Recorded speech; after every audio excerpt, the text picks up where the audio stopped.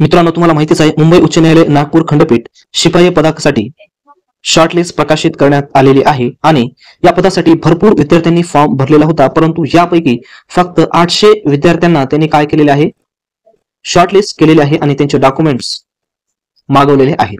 तर त्यापैकी काही विद्यार्थी 800 विद्यार्थ्यांपैकी सुद्धा काही विद्यार्थी ते काय करणार आहेत, लेखी परीक्षेसाठी शॉर्टलिस्ट करणार आहेत आणि त्यांनाच ती परीक्षा देता येणार आहे.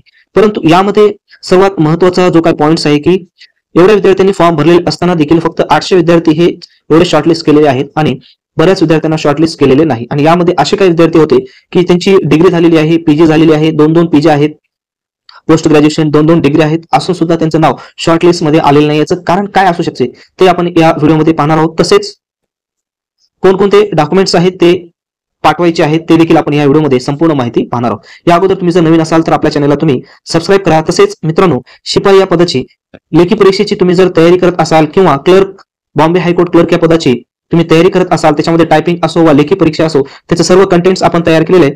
त्याची लिंक डिस्क्रिप्शन बॉक्स मध्ये त्या ठिकाणी तुम्ही जाऊन डाउनलोड करू शकता. आणि दुसरी महत्त्वाची गोष्ट म्हणजे ज्या विद्यार्थ्यांचं शॉर्टलिस्ट मध्ये नाव आलेलं आहे अशा विद्यार्थ्यांना अनेक प्रकारचे डाऊट्स असतात. तर यामध्ये सर्वात महत्त्वाचा डाऊट्स आहे तो म्हणजे डॉक्युमेंट्स पाठवायचे कसे, संपूर्ण प्रोसेस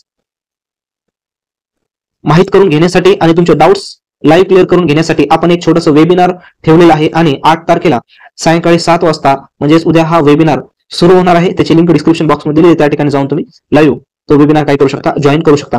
तर पहा, आपण आपल्या व्हिडिओला सुरुवात करूया. या ठिकाणी शॉर्टलिस्ट तर प्रकाशित करण्यात आलेली आहे आणि 800 विद्यार्थ्यांचा समावेश त्यामध्ये त्यांनी केलेला आहे. आता कोणत्या बेसवर नेमकी ही शॉर्टलिस्ट लावण्यात आलेली आहे, कारण बऱ्याच विद्यार्थ्यांचे कमेंट्स येत आहे की सर्व पात्रता असताना देखील त्यांच्या शॉर्टलिस्ट मध्ये नाव आलेले नाही. तर मित्रांनो, आपण या ठिकाणी बऱ्याच विद्यार्थ्यांचा फॉलोअप घेतलेला आहे की ज्या विद्यार्थ्यांचं नाव शॉर्टलिस्ट मध्ये आलेलं आहे अशा विद्यार्थ्यांचा फॉलोअप घेतलेला आहे. तर घेतल्याच्या नंतर आपल्याला असं कळालेलं आहे की जास्तीत जास्त प्रमाणामध्ये ज्या विद्यार्थ्यांना 7वी मध्ये 95 अबो आहेत अशा विद्यार्थ्यांना त्यांनी काय केलेलं आहे, शॉर्टलिस्ट केलेलं आहे. असं आपण जेवढ्या विद्यार्थ्यांचं फॉलोअप घेतलेलं आहे तेवढ्या विद्यार्थ्यांकडून आपल्याला तर कळालेलं आहे. परंतु एक महत्वाची गोष्ट म्हणजे कोणत्या बेसवर ते शॉर्टलिस्ट करतील आतापर्यंत कळालेलं नाही. त्याच कमिटीला माहित असते की ते कोणत्या बेसवर ते काय करत असतात, शॉर्टलिस्ट करत असतात. फक्त आपण या ठिकाणी अंदाज लावतो की अशा प्रकारे शॉर्टलिस्ट केली जाते. परंतु जास्तीत जास्त जे काही आपला अंदाज असतो ते म्हणजे आहे की हायर क्वालिफिकेशन अशा विद्यार्थ्यांना ते जास्तीत जास्त काय करतात, प्राधान्यक्रम देतात आणि शॉर्टलिस्ट करतात. परंतु यावेळेस ज्या विद्यार्थ्यांना 95+ आहेत अशा विद्यार्थ्यांना शॉर्टलिस्ट करण्यात आलेलं आहे.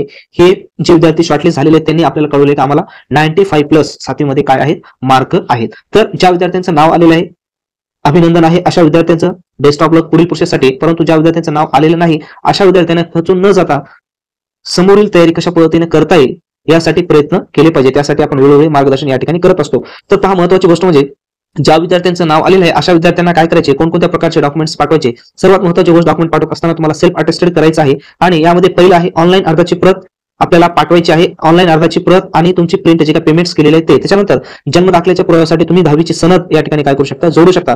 त्याच्यानंतर पुढे आहे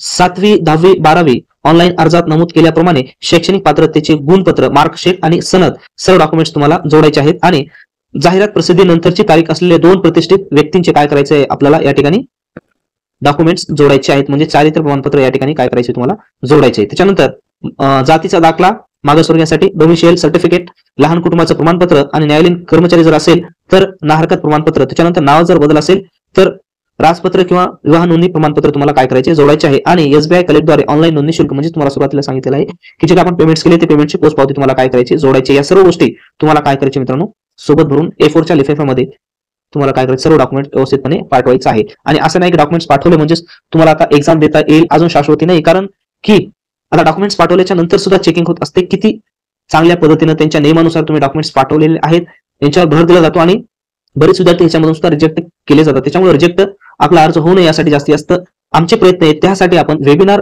खास तुमच्यासाठी ठेवलेला आहे. तर जास्तीत जास्त संख्येने जॉईन व्हा. त्याची लिंक डिस्क्रिप्शन बॉक्समध्ये आहे. आणि जास्तीत जास्त तुमच्या मित्रांना हा व्हिडिओ तुम्ही शेअर करा.